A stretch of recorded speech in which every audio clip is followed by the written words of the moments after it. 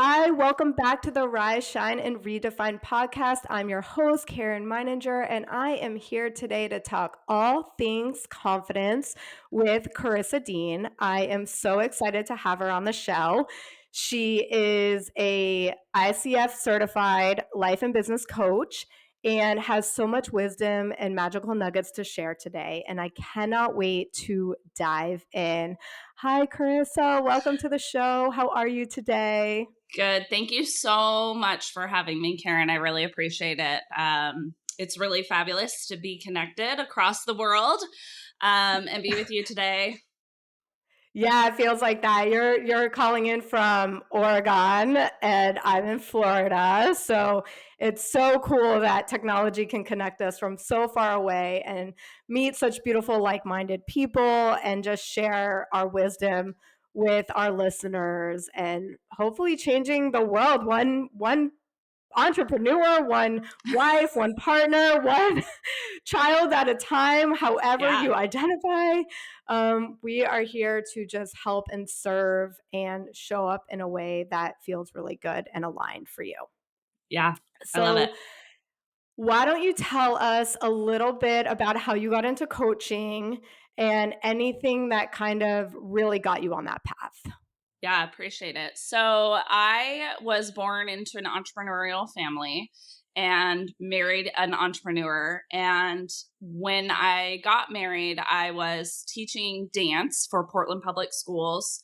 And, it really was just kind of like, this is what I was good at. This is what I went to school for. Um, and but it wasn't really what I was meant to do, right? And so there was always this discord within even my physical well-being, looking back, my physical and mental and emotional body. And so in 2019, it kind of all came to a head where my daughter went into kindergarten, and that purpose of who I was, what I was doing, what was I creating, things really started to not feel good. The discord really started to come out, and I was really angry in life, and I didn't really like myself. And I was looking at my husband and blaming him for a lot of my own discomfort in life. And I finally just went to him and I was like, I'm going to hire a life coach. And he was like, what is that? What does that mean? Right, And what is coaching? yeah, what is this thing you speak of? And at that point I had gone to talk therapy. I had worked through, at that point I wanted multiple children, but I hadn't been on birth control for 5 years. Like, it wasn't in the cards, and I didn't want to chase the IVF, formula. And so there was just so many things. I'd gone to talk therapy, and it didn't really work for me, because as a manifesting generator, I'm really about the movement and the action, and I like to be busy with a lot of different things. And so I went to him and I was like, I'm going to write this check and I'm going to do a group coaching program, and it changed my life. That first call really helped me see where I was my own issue. It held up this mirror for me that allowed me to see, oh my God, I'm the fucking problem. and I spiraled from there in the most beautiful way. It's probably, even though I danced my whole life, got a degree in dance semi-professionally, it is the only thing that I wake up passionate to do. And it's the one thing that has really kept me grounded and motivated. I just went on a deep dive, and the obsession of it became so real. So in 2020, I went through a training program, worked for a company on the East Coast for 3 years before breaking out on my own, got my ICF certification, got my yoga teacher certification, and just, every certification that a life and business coach would want to get beyond that. So that's kind of how I got into it. And my husband and I have about 10 different businesses between the two of us that we've kind of cultivated in the last 15 years or so of being together. Oh, wow. Okay. How is that working with your husband on businesses? I know you said you married into entrepreneurship. Entrepreneurship's your jam. Yeah. because for me, no fucking way is my husband working with me. Like, it's just not happening. So and it's not that I'm against it. It's just, it doesn't make sense for me. Totally. So the ones that I'm assuming your coaching business is That's yours. mine. Yes. Right. That's your baby.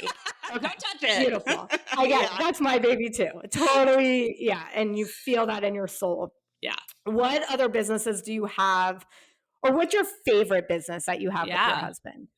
And So the favorite business is we purchase and operate. So we purchase and I operate the properties. So it's a property management business, and so we have, I think we have 6 different properties right now where really we found the partnership in the collaboration of how are we remodeling this home doesn't need remodeling, and then I really take the creative direction of how are we going to market it. Are we doing short-term or long-term renters, and then I'm the day-to-day operations, and then he's kind of available for some of the bigger pieces. Part of my journey into entrepreneurship was when teaching no longer felt good after I had my daughter, I started dabbling in, working with my husband and kind of helping him with marketing and helping him with the bookkeeping and the back end of the business. And what we did learn in that path was his baby needs to stay his baby. When I started to kind of bring in things, he was like, but this is my thing. This is how we've done it. And so I think working with your partner is possible, but it does take a very delicate balance. And I would say that finding your roles and understanding how to communicate, and then it's the separation of like, you can't bring your marriage into the business and you can't bring your business into the marriage. And so you do have to isolate out those things and make sure you're still making time for each other. So there was definitely periods where we would be on a date night and we are only talking about one business, and I'm like, holy fuck, can we talk about something else? Can we talk about our dreams? Can we talk about, anything else? Because otherwise it would consume us and it would consume the conversation, and then you're looking at your sex life dying and all these things, right? And so I think partnerships are hard no matter what you do. And it really does take the right kind of pair for it to work. So when I say we work together, we have very defined roles, and he's really good about letting me be in my zone of genius, and I'm really good about defaulting to his zone of genius. An example would be we have a property we're remodeling. I was like, let me take over this piece of the remodel. I'm really excited about it. I want to like rehab the bathroom and bring it back to life. And I dropped the ball. Like 100%, I dropped the ball. I completely hired the wrong people.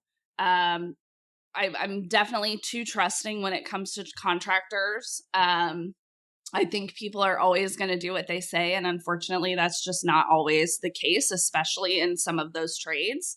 And so I didn't babysit them the way that you should when you're a project manager. And it's cost us a lot of extra money and heartache because I didn't listen to his advice. And so I think when you can take ownership of where you fuck up, where you drop the ball, and be like, yeah, I really blew that one up. And then also it takes the counterpart. He didn't get mad at me. Was he frustrated? Yes. Was he like not super thrilled that it was going to cost twice as much? Absolutely.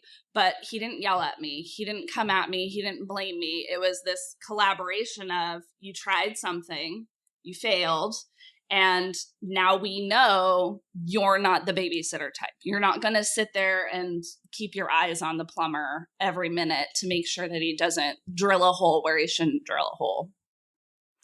yeah, it's all about accountability. I totally relate. I have 2 properties. I've remodeled 4 homes. I've hired the wrong people. It cost me lots and lots and lots of money. And what happens, right? It's so beautiful that there wasn't the blame and the judgment, because Yeah. it's like when we feel shame, it's like, for whatever, we feel shame and guilt, right? And it's like, if you're saying I am bad, right? That there's this shame piece, and then there's a guilt piece of, well, my behavior created this guilt, right? So I know, especially with renovations, hiring the wrong people, you tend to feel this guilt of, oh my God, I cost us so much money. But everything's a lesson, right? Yeah. Everything's a learning. And if it's like, okay, yeah, I fucked up, I'm going to take accountability for my fuck up. I should have researched them better. I'm the same as you. I'm very trusting. I hire people, Yeah. I'm like, they're going to be the best. And then and then they're disappointing. Yeah. And then it's like, oh wait, now I have to navigate my fuck up in my nervous system. I need to learn how to regulate my nervous system in this fuck up. I just had an awful experience with a guest at one of my Airbnbs. I got yelled at, I got attacked, and I did everything right.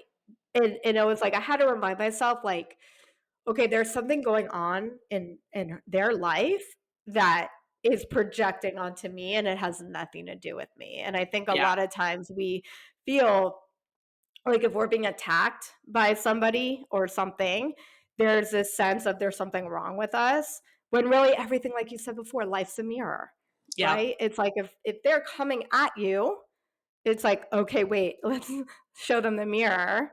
And then it softens. And the same thing, your husband not being in judgment or blame, and you being able to take accountability, I'm sure you were able to find solutions a lot quicker to move through it to get to the next step. And I think it's the same in entrepreneurship, it's the same in marriage, it's the same in parenting. It's like, okay, let's take accountability, let's have the awareness of, okay, how can I change this to be a better version or it be different, so that same mistake doesn't happen, right? I think Yeah. there's no coincidences. Everything's a synchronicity. You Yeah. are supposed to be where you are, and it's okay to be exactly where you are in Yeah. this moment. And I think Definitely. we lose sight of it. Yeah. Okay. So I really want to dive into confidence. Yeah. In your opinion, or in your biased opinion, what is confidence? What does that mean? I think that confidence is your ability to be your authentic self in situations that require you to hold yourself to a different standard. And what I mean by that is the version of me before I got into personal development would not have taken accountability for the fuck up in the bathroom remodel. I would have blamed everyone else around me. I would have blamed my husband.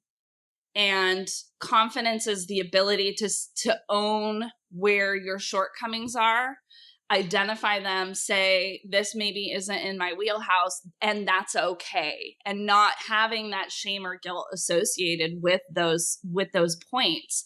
And I think for me, confidence looks like a muscle. It's no different than going into a yoga class for your first time. It's a practice. It's something that you have to really understand. And if you don't know who you are, if you're not feeling good in your body, right? You talk about regulating your nervous system. If your nervous system isn't regulated, you're not confident. And so I think confidence is that ability to know yourself so intimately that you know when you're unregulated and being reactive to the world around you, when you're blaming, when you're holding on to shame or guilt, and when you're not in alignment and taking the action that's meant for you. I mean, you're in a very similar line of business. You probably run your business very differently than how I run mine. And that's the uniqueness of, once we start to identify who we are, we build our confidence through trial and error and realizing I can have a unique pathway and that serves me. And you, Karen, can have a unique pathway and that serves you.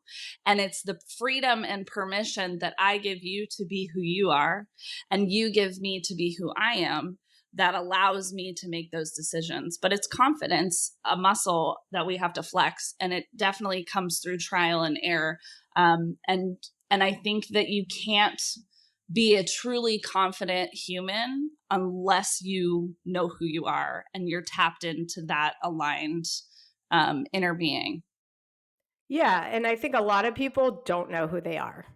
They don't, and that's where inner work, that's where it's work. It's work to be you, Yeah. unfortunately. It because we're by external factors, right? We're trying to be something we think somebody else or society wants us to be, instead of, and we're programmed, right? Like from childhood, it's like all these programmings and unconscious programmings and patterns that keep repeating themselves over and over again, that it's like, wait, who am I? And like when you take off all the external things, the house, the job, the career, the marriage, the momhood, whatever it is, it's like, wait, who am I? What is my essence? Instead of the ego and the inner critic kind of getting in your head and talking you out of who you are, because we think society wants us to be that way. Yeah. And then it's also with confidence, it's like meeting edges. It's like doing the thing you're afraid to do. Yeah, Go do it. absolutely. The more you go and do the thing you're afraid to do. I was terrified to start a podcast.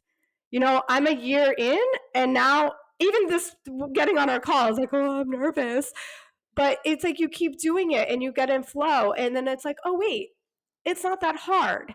It if you keep doing it and you keep practicing, like you said, a muscle, and you go to the gym, you have to have resistance. You're gonna have resistance in Yep. being who you are. It's Yeah. like, okay, how do I create resistance that I can bust through so that I can now be more confident? It's like in dating too, right?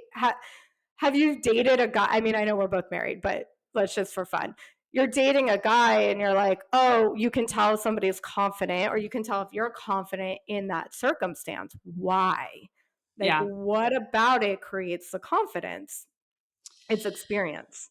Yeah. Well, and I think confidence too is the familiarity of being uncomfortable, because the Yes. reality is your edge is in your discomfort, and most people are unwilling to be uncomfortable, and that's the thing that you're saying, do the thing anyways. That's you being in your discomfort and saying, I'm going to keep stepping forward.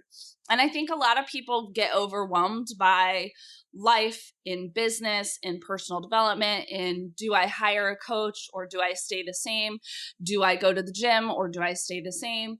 Because we think that it has to be this big, giant leap when it's not. In reality, the sustainable change comes when you take baby steps. And so that's why I say it's these bite-sized pieces. You know, I'm mid group program called Confidence to Create. And the women who are in there are doing such magical work because they're practicing these small stackable habits, and it's reinforcing new neural pathways that are allowing them to see themselves differently, and they're gaining new information from the world around them around, oh, it's safe to be who I am. Oh, look, I was really uncomfortable. I did it anyways. And wow, it's okay. I survived. And so confidence is really a practice skill. And I think a lot of the women we see, even the men we see, there can be this egotistical confidence, which is masked by the need to look and be a certain way. And then there's the real confidence where you are who you are, whether you've got up, done your hair and makeup, put on a killer outfit or not. And I think those are kind of the subtle areas where, can you look at yourself the same no matter how you're dressed? That's confidence. And it's different than just looking at a really polished person in a boardroom, right? Because that person could have zero confidence, but be really good at acting, right? And so when I'm talking about confidence, and I think when you are too, it's really about that aligned, authentic version where, whether you're naked in the boardroom or you have the most beautiful pantsuit from Saks, you are wearing the same inner being, and that inner being is really what your audience is seeing. Yeah, it becomes this essence versus ego. And it's like, okay, wait, once I know my essence, oh, there is confidence within there, and it is continuously meeting the edges. Also, I love what you said about your group programming because or group program, sorry, is is celebrating the small wins too, because there's a gap in the gain, right? It's like if you're trying to be somebody that you're not yet, right? It's like you want to be the it girl, let's just say, right? It's like, oh my God, but I have so far to go. I have so far to go to get there. And then it becomes, you become resistant. You don't want to do it. You have no momentum. But like you said before, it's those small wins. They don't have to be these big leaps and bounds of like breakthroughs, little micro breakthroughs is what's going to help you lead to the confidence. It's okay, wait, I had a small win. I set, even just creating, trusting, committing something to yourself, right? It's like, okay, I'm going to commit to write in my journal 5 minutes a week. Let's keep it super simple. And you did that, it's a win. It's Yeah. like, write that win down. I did something to celebrate myself. I did something that I committed to, and I'm going to celebrate that. And your reticulated activated system is going to start showing you more ways that you can start trusting yourself, and you create that safety in your nervous system, right? It's like, yeah, discomfort sucks. Yeah, It nobody sucks. likes it. Nobody likes it. And then what happens is we try to avoid it. We try to avoid the discomfort. And Yep. so instead of like, it only takes 90 seconds for an emotion to move through us, but we loop it. It's like, oh, we have this feeling. Now let's create the story of why I have this feeling. And now that feeling's back. And we're just like in this hamster wheel of the loop of the emotion and the feeling. And we can't let it go through instead of just sitting with the discomfort. It's the same with Yeah. confidence. Just sit with the discomfort and then celebrate Yeah. yourself for showing up. And yeah, it does come down to safety. We think we're gonna die. Like, I'm gonna Yeah. go on stage. My body, when I was getting attacked by a guest, thought it was gonna die. Like, Yeah. I was like, why can't I regulate myself? And I'm human. I've done a lot of inner work and I still get dysregulated. It is okay. It's Yeah. just, how can we quickly recover when it happens? And as you get more as you become more comfortable, is that comfortable becoming uncomfortable? Wait, am Yes. I Yeah. No, you okay. got it. Comfortable being uncomfortable. You got it. You got it. It doesn't last as long. No. Like, you're not dysregulated as long. You're human. We're emotional human creatures. We're gonna get dysregulated. We're gonna feel unsafe at Yeah. times. And it's like leaning in to the discomfort, Yeah. in my biased opinion, is how you do create more confidence in that way. Yeah, definitely. And I tell my people all the time, all my clients, I have this one client and I love her so much. And she's super woo out there. And I'm like, yes, be there, but understand we live in a 3D world and you're in a human body, which means that there are systems that you have to play. And you can either be played by them or you can learn them and play them to be in your favor. And so I love what you say there. The reality is you're gonna have moments where it's not gonna feel good. You're gonna break down. It's gonna get fucked up. It's gonna get shitty. It's gonna be chaotic. That's because we're having a very real human experience and we're multidimensional, multifaceted. And there's so much complexity to it. And that's where I think confidence can be so powerful and beautiful, is because you pull away from the shame and the guilt. You create that separation through the awareness and the understanding, and you can move yourself.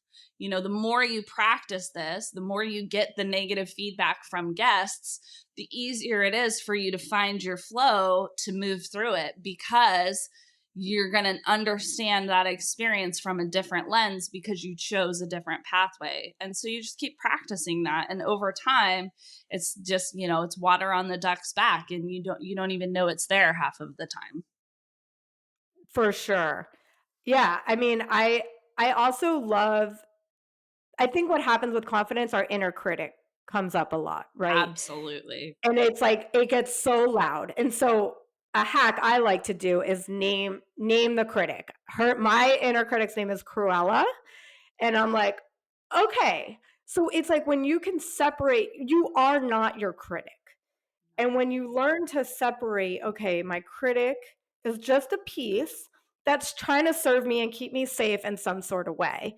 And when you recognize, oh, Cruella, you're just there because you're trying to keep me safe, but I got it. You can go in the passenger seat now. You don't need to be in the driver's seat. And it's like, once you create that awareness, it's like, oh, I can do something with it. But a lot of times, you're not even aware. It's so programmed into look at my fat on my belly, or look at my ugly toe, or my hair's not good enough, or I speak funny, or I have a lisp, or whatever it may be, all these things that make us feel that we're not good enough. It all comes back to, Yeah. right, confidence is a sense of worthiness. Yeah. And it's okay, and how do we start feeling worthy is having self-compassion. It's Yeah. like, how do we create compassion for ourselves in the shame and the guilt? Because a lot of times it's like we hamster wheel it. Yep. We hamster wheel it. And so it becomes a little bit on a loop that we can't get off of. Yeah. And I was wondering, what are your suggestions or tips of, okay, now I recognize I'm looping, I'm dysregulated, I'm feeling bad about myself, I'm feeling unworthy. What is a tip or something that you would do to kind of get yourself off the wheel? Yeah, so I have a methodology that I've come up with, and I teach it to all my clients. It's something you can utilize for literally any situation in your life or in your business. And it's called the ARC approach. So basically, you start with the awareness. I'm aware that I am feeling X, Y, and Z. I'm aware that I'm in my loop. I'm aware that Cruella is here. And from that awareness, you move to the R, which is reflection. How did that work out for me? How did that make me feel? Did it get better? Did it get worse? Did I go further into it, or did I make a change and do something different? And then you get to the C, which is the creation of what happened. So you kind of take that time to notice, to reflect, and then to kind of really take the moment of what do I want to happen next. So then you go back to the A, and you become accountable to your awareness. I'm aware that Cruella is here. Okay, last time Cruella was here, I did this. I really didn't like that outcome. What's another pathway? What's another choice? And then you open yourself up to receive something different, and you're creating more of what you want in life. So the ARC approach is how I move myself through. I think a lot of people are afraid of reflecting because they think they're going to get stuck there in the shame, in the guilt. And I think that if we can find a way to look back on our choices and understand there's different pathways. Okay, I see the one pathway that I chose. What is something that I could have done different? And then the next time it shows up, you choose something different, and you see how that works out for you. That, I believe, is a simple formula to really change your life and feel differently, because you are becoming accountable to your actions and your choices. And that awareness allows you a pathway to choose differently. And when you take that time to reflect, I think that's when you build confidence too, because you're looking at it and you're saying, oh, I did something a little bit different here. I felt a little bit better. Wow. Let me reinforce that positive behavior by choosing the same thing or something similar, or let me, 360 it and do something completely different. I mean, but I think the awareness, the understanding of who, what, where, when, how, and why, And then understanding there's a choice that you can choose a different pathway and create something different for yourself. I love it. I love it. Awareness, reflection, creation. And just something even more to add into there is like, okay, I have the awareness. How can I accept myself? Yeah. Right? Acceptance is such a big piece of becoming more confident. It's like, oh, I can accept that part of me. And most of the time, it's innocent. It's really innocent. It's something from your childhood that is a small T trauma that isn't nourished. And it's like, wait, how can I go back and nourish that part of myself? I have this awareness. Cruella is loud. I'm going to choose again, right? I'm going to choose a new way and reflect on how did it become different. It's such a Yeah. good way of tracking. I love it. I think tracking is so important. It's also really hard because it's like again putting the mirror back on us. Oh wait, okay, I'm tracking what just happened, and I don't like the I don't like it. It's going down instead of up, and then we start criticizing ourselves. That's what happened to me with this Airbnb situation. I've Yeah. done all this work. This guest left her watch at my property and was blaming me for it. And and then because my nervous system wasn't regulated in that situation, then I was starting to feel all the negative thoughts about me not being good enough. I've just done all this work. I've just done this whole year long program on like all the inner, and I'm being dysregulated by some bitch I don't even know. Excuse me, but she was a bitch. And it's like, okay, wait, would have I even done anything differently in that moment? I think a lot of times we're really hard on ourselves too. It's like, oh, I should have said that. I could have, you should have, could have, would have. Yeah. But the reality is, I don't know if you're familiar with Byron Katie work, but she says, if you argue with reality, you will lose 100% of the time because the reality is you didn't do it. And it's like beating yourself up over something you should have done differently isn't going to change it. Now, if that happens again, oh, I have the awareness this happened. How did I learn? How can I reflect? And then how can I create this ARC method in order to expand myself and be the 2.0 version of me that's going to take me to the next level, be more confident, and show up fully in my authentic self? It's Yeah. beautiful. I love it. Well, and I think it's important to highlight too, if you can't reflect if you're looking back through shame or guilt. So you do absolutely have to have that lens of it is what it is. I can't argue.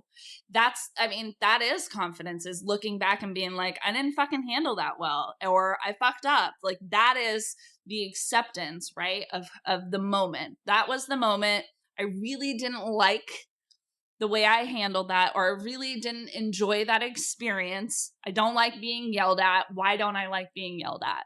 Right? It's like that awareness piece is so critical. And it kind of like you bounce between the awareness and the reflection, because you can go, oh, this person yelled at me and it made me feel this. Why did it make me feel this? Oh, there's an inner child in me that doesn't That's feel right. good, that doesn't That's feel right. good enough. And so then you go back to that awareness of, I have more work to do here.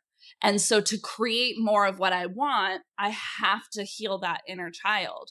And if you can't do that without the shame and the guilt, you're not fucking ready for it, because you have to be willing to say, that was a moment in time. And because I'm drawing awareness to that moment and I want that moment to be different next time, there has to be the detachment to, I can't change it. And I'm not going to feel bad about it. I'm just going to be aware of what happened, how I showed up in that moment, and what I would want to do differently because I want a different experience. And just to add, it's also really interesting, based on past experiences, our brain distorts the reality of it too. Oh, So it's yeah. really, right? It's just your lens. It's like, this is my lens. This is a story that I'm creating about something that happened. You look at a car accident, 5 different people witness it. You're going to get 5 different stories on what happened. Yeah. It's like, what story are you telling yourself about what happened? And that's where the shame and the guilt comes back in. It's like, yeah, you have to be able to look, this is the reality. Take the emotion, even take the story out of it. It's just this happened. Like, yeah, there's a car accident that happened. That's the Yeah. reality. Yep. How it happened is the lens. If we only have pink glasses on all the time, we think everything is pink, Yeah. right? It's like it's like, wait a minute, okay, let's take some filters off and be able to like just see it from different perspectives. Yeah. I think that's probably one of your superpowers. It's one of my superpowers is, okay, wait a minute. This is one perspective. This is one lens. Let's come up with multiple lenses. I know I do that with my friends. Like if they're fighting with their or disagreeing with their partners, it's like, wait a minute. Let's see it from a different lens and let's reflect that back to you. Like you're mad at them and judging them for doing whatever they're doing. It's like, wait a minute, let's turn it back on you, which is really hard for people. Really hard. It's It's really really confronting. judgment is really triggering. Yeah. It's really triggering when you turn it back on yourself. Yeah. And it's challenging. It's hard not to judge, right? It's Oh, like, yeah. but if we're judging, it's because there's something about us. And it might not be like the exact same thing, Yeah. but there's some wound there that needs to be healed. And we just haven't been able to do it. And Yeah. so it's like life is going to keep showing you these triggers and these judgments until you heal it. Yeah. It get louder and louder and louder until it's really, really hard to ignore. And I think, like you said, that's your superpower. That's my superpower. I think that's the superpower of coaching. I think that's the magic of coaching is you have this human who's looking at your circumstance, hearing you, validating you. If they're doing a good job, right? They're able to take you and say, I'm sorry that happened to you. Are you ready to look at it from a different perspective? Because I'm a big believer life is happening for me. And I could sit here and wallow. I mean, there's a million reasons why I should not be married. There's a million reasons why I should be bankrupt and living on the side of the street.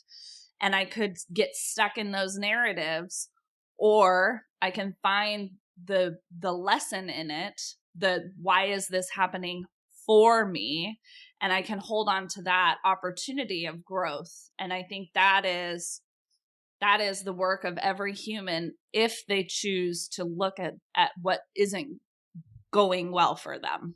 Yeah, everything's a lesson. Like, how did this happen for me? How is this helping me grow? How is this helping me become better? It's such a good mindset hack, God bless Tony Robbins, right? And it's such a beautiful way to think of when life feels like shit. It's like, okay, wait, this is happening for me because I'm going to be growing. I'm going to Yeah. learn and I'm going to grow and I'm going to be better because of it.